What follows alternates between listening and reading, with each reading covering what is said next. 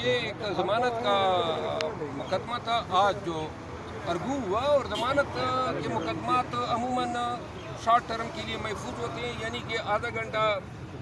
उम्मीद है हमें कि आज ये फैसला जो है वो सुना लिया जाएगा, लेकिन अगर ये बाद में सुनाया जाता है या ताख़ीर होती है तो इससे हमारी परेशानी में मज़ीद इजाफा होगा। जो इलेक्शन कमीशन के वकील अमजद परवेज़ साहब काफ़ी देर वो अपने दलाइल देते रहे, क्या समझते हैं आप फैसला जो है वो क्या होगा, इमरान खान के हाथ में होगा या नहीं? देखिए, कानून जो हम समझते हैं वो ये कहता है कि ये फैसला हर हालत में, चाहे कोई चाहे या न चाहे, किसी की ख्वाहिश हो या न हो, चेयरमैन पीटीआई की सज़ा मुअत्तल होगी। आप मुझे ये बताएं, चीफ जस्टिस आमिर फारूक साहब कब तक फैसला सुना देंगे? मेरा ख्याल है आज सुना देंगे, और आज सुनाना चाहिए, क्योंकि ये 426 पे जो है हुक्म महफूज हुआ है, पूरी अपील पे नहीं, घर के दलाइल उन्होंने पूरे मुकदमे पे ही सुन दिए। मरवा मुझे ये बताएं, अगर फैसला इमरान खान के हाथ में आता तो आपका अगला लाया में क्या होगा? अगला हम अब आगे देखेंगे ना, अगर वो किसी और मुकदमे में उनको गिरफ्तार करते हैं तो हम उनकी रिहाई के लिए मजाज अदालत से रिव्यू करेंगे। तो अगर इमरान खान को रिहा करने का हुक्म दिया जाता तो आप फिर तक लिए जाएंगे?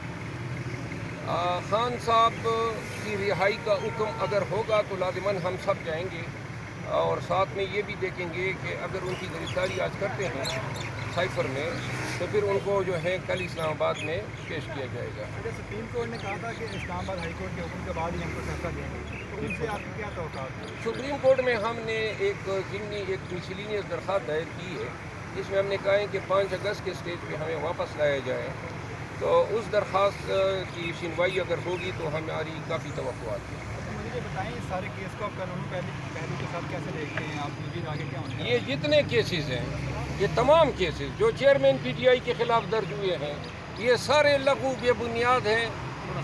यही कार्रवाइयाँ हैं जो आप देख रहे हैं, उसकी कैदोबंद को तवालत देना, उनकी तकलीफ़ों में इजाफा करना, ये तमाम मुकदमे जो है ना एक के बाद दीगर ज़मीन बोस होंगे। लेकिन इसको कहते हैं कानून की ज़बान में abuse of the process of law. ये कानून और लीगल जो प्रोविज़न है ताज़ीर के, उनका एब्यूज़ कर रहे हैं।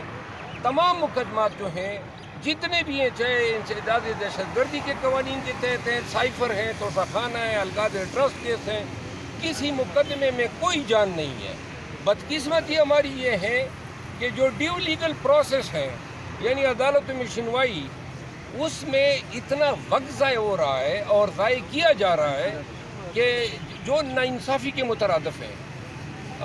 उम्मीद है एक दिन ज़रूर आएगा कि ये मुकदमे जिनमें आज खान की बार बार जो हैं गिरफ्तारियाँ होने को हैं, ये मुकदमे पूरे कौम को नज़र आएंगे कि इदारों ने, हुकूमत ने, सूबाई हुकूमतों ने, सब ने मिल के, FIA ने, पंजाब हुकूमत ने, फेडरल गवर्नमेंट ने, इस्लामाबाद पुलिस ने, पंजाब पुलिस ने, क्वेटा की पुलिस ने, सब ने मिल के यकजा हो के चेयरमैन पीटीआई को जो है ज़ुल्म और सितम का निशाना बनाया, और इंशाल्लाह जो है चेयरमैन पीटीआई इस पूरे इम्तिहान में सरफरू होंगे। आज उनकी अगर रिहाई होती है और अगर दोबारा गिरफ्तारी होती है तो इससे जो नए हुक्मरान आए हैं केयरटेकर्स, इनके चेहरे भी वाज़े हो जाएंगे और कौम वो भी देख लेगी कि ये केयरटेकर PDM का तसलसल है। शुक्रिया। मुझे बताएं, अगर इमरान खान की गिरफ्तारी दोबारा हो जाती है तो फिर आपका क्या लाहेअमल होगा? फिर हाई कोर्ट से रिव्यू करेंगे? हाई कोर्ट से नहीं, हम पहले मजाज अदालत से, जो मुतल्लिका अदालत है, उससे रिव्यू करेंगे, इसके बाद हाई कोर्ट आएगी। और आप इमरान खान के साइफर केस को किस हवाले से देखते हैं? उनके कानूनी पहलू क्या है? साइफर केस बहुत बड़ी ये लंबा सवाल है और उसका जवाब बहुत लंबा होगा। साइफर क्या है, इसमें मैंने एक रिट पिटीशन दायर की हुई है चेयरमैन पीटीआई की तरफ से। लिहाजा साइफर सिर्फ इतना सा केस है कि जो साइफर आया अमेरिका से वजारत ख़ारजा, उसका डिकोडेड वर्जन तर्जमे के साथ काबीना में गया, वहाँ डिक्लासीफाई हुआ। अब वो कहते हैं वो जो डिकोडेड वर्जन है, जो कॉपी है, वो गुम हो गई है। तो ये सारा केस है। Thank you so much. बिल्कुल नाज़रीन, ये